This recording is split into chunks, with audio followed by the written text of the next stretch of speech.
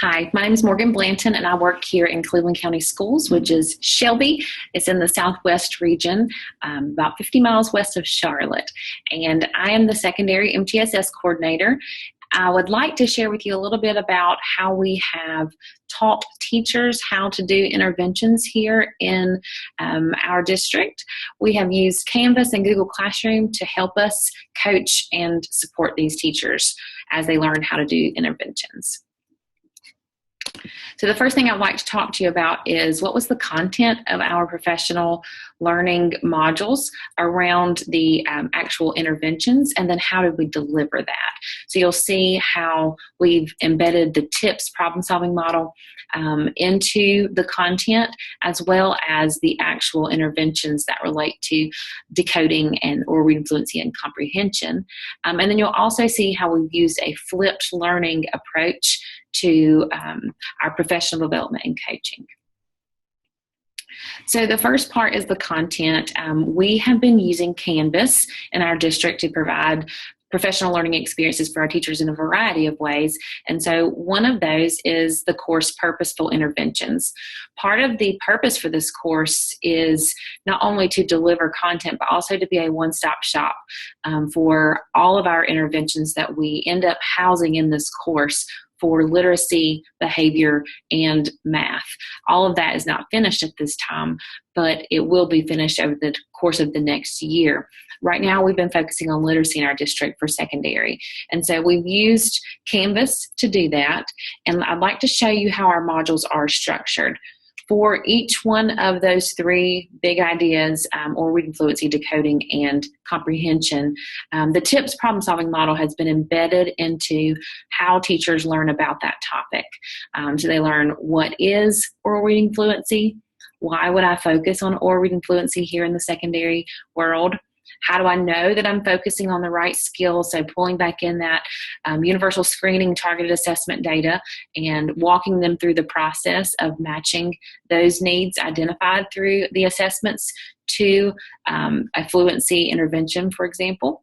How can I do or what can I do to target that skill? So that's where they actually learn the intervention. In this case, they learn how to do the fluency development lesson. And then how do I know it's working? And so in this, we also address the progress monitoring piece. All of those modules have the same structure. So because it's parallel, people know if they move from one to another, if they're actually providing fluency interventions this semester, but then student needs change and they need to provide decoding interventions, they know what to expect from the decoding module. They'll learn these 5 things about decoding or about comprehension. The next thing that is part of our Canvas course, because everything is in one course, to keep that from being confusing, there are these choice pages throughout the modules to help us differentiate for people. And so it can still maintain its one-stop shop capabilities, but we don't want people to get confused. So as they go through the modules, there are these choice pages that tell them everybody is looking at data. I want you to choose one of these modules to complete as it relates to interventions, and then everyone is looking at how do I evaluate my effectiveness. So they've got these little buttons right here they can click on, and it will take them directly there. The next thing I want to talk to you about is just how we've delivered this professional learning to teachers in our district. So we provided that flipped content in Canvas. What they did with that was they read through the content. There may have been videos to watch in there. There may have been articles to read. And then, of course, all of the things that fell within those 5 categories on the TIPS problem-solving model. All of that information was in there in Canvas. And so what we've asked teachers to do is just take 2-column notes. We provided some scaffolded notes for them so they could take those notes and then they submit them on Google Classroom. And then they can also earn CEUs for the time spent reading through the content in that flipped course. And the purpose of that is just to preview the information. So when they come to the face-to-face session, they have some knowledge of what they're doing, why they're here, how we got students to be in this group. And so they can focus in on, during the face-to-face session, on not learning what am I doing, but how am I doing it, and let me experience that from a student's perspective. And so that's what the face-to-face session is all about. It's a 2-hour session, face-to-face, and then its purpose is just to experience the intervention, and as well as learn how to do the assessment in a hands-on way. The last part of that structure is the follow-up coaching, which in my opinion is probably the most important part.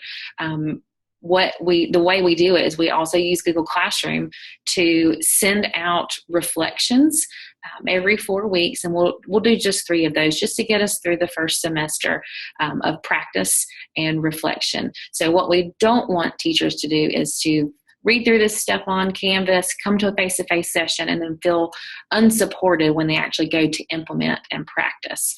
So we use Google Classroom to help us do that. And so this is just a screenshot of one of our Google Classroom pages, and we also use it for communication. So if we have new resources out there, if we've created new units, we can always communicate with this group of teachers through Google Classroom. And so it not only provides us a great way to coach them, but also to provide resources and communicate with them. And then the part that gets into the coaching part is the reflection. And so as teachers are actually out there doing the hard work of implementing these new strategies that they have just learned, we wanted to continue the TIPS problem-solving model in the post-session with coaching. And so part of that model that they don't get to until after they've implemented something is, how is it working and what do I need to do differently? And so within this reflection, they get to do just that, and it's a step-by-step thought process in this reflection. And I've made light of it using Joey Tribbiani from Friends, if any of you guys out there are Friends fans, but just to help them walk through and be able to articulate what they're doing. So I have questions in there, just asking them to describe their intervention and how often they're doing it. This gives me good information about, do they know what the intervention is? During the face-to-face, we talked a lot about, we don't want to just pull things from here and there. We want to have clarity about what the actual intervention is. And so if they can articulate it here, then I have confidence that they have clarity about what the intervention actually entails. The next part is how are they doing? So this gets them to look at their progress monitoring data. So they upload their roster, and then they have that evaluative piece of, are about 70 to 80% of these students progressing towards the benchmark? And they can also list any students they're particularly concerned about at this time. And then the last part is, how are you doing? So I want to really focus in on teacher efficacy. I think that is so important, that teachers feel confident in their ability to do this intervention and to do it well. I think that affects their performance. And so asking them that on a scale of 1 to 10, how do you feel about your ability to do this intervention? Also can get some more questions going, and so there's a spot for that as well. Since this is in Google Classroom, I can put comments right on their reflection, and we can go back and forth and do a little bit of virtual coaching this way. But it also opens the door to model some strategies. So if teachers are still a little bit confused on how to do it, then I can come to their school and model how to do it, or their curriculum coordinator at their school can come and model a lesson. And then that also helps us, because it helps us see in real classroom situations what issues are arising and how can we help them problem solve that.